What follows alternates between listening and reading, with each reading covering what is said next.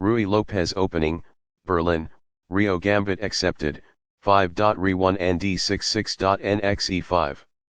Balanced, neither player ever had an advantage. That game was pretty competitive.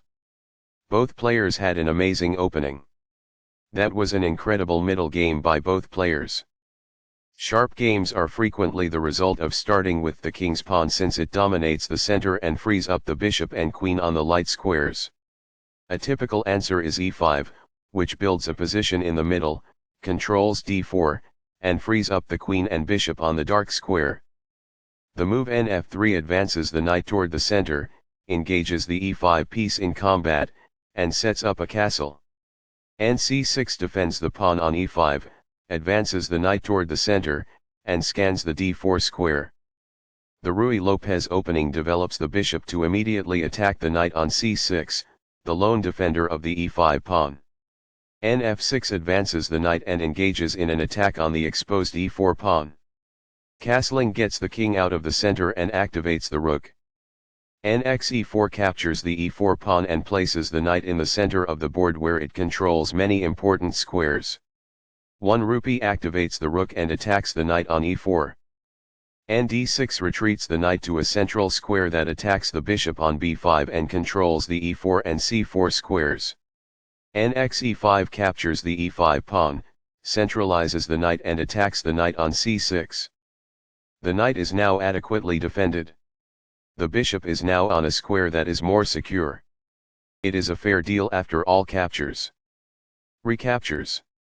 Castling develops a rook, while also moving the king to safety. Castling to the same side of the board as the opponent tends to lead to less sharp positions as compared with opposite side castling. The bishop will be better off as a result of this. This wins a tempo by threatening a rook and forcing it to move away. This move puts the rook on a safer square. This fights against the opposing rook for the open file. This threatens to win a pawn. This stops the opponent from being able to win a pawn. This exchange is fair. Backs off. Game's master. It is the final book action. As a result, the bishop may now control more squares because it is in a better position. It is quite good. The bishop is prepared to grow into a functional square.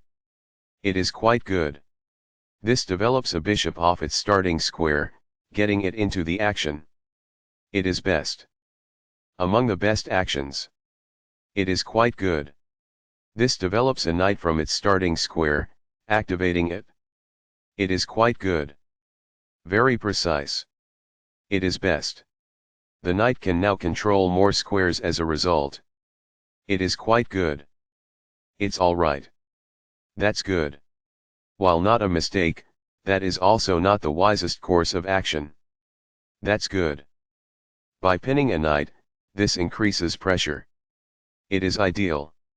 A pawn kicks the opposing bishop, forcing it to move or risk being captured. It is quite good. When a bishop moves away from being attacked, this gains a tempo. That's good. This disregards an improved method for getting a bishop to safety.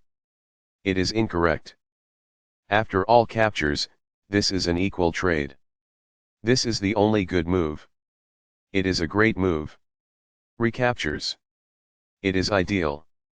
This ignores an opportunity to develop a queen off its starting square.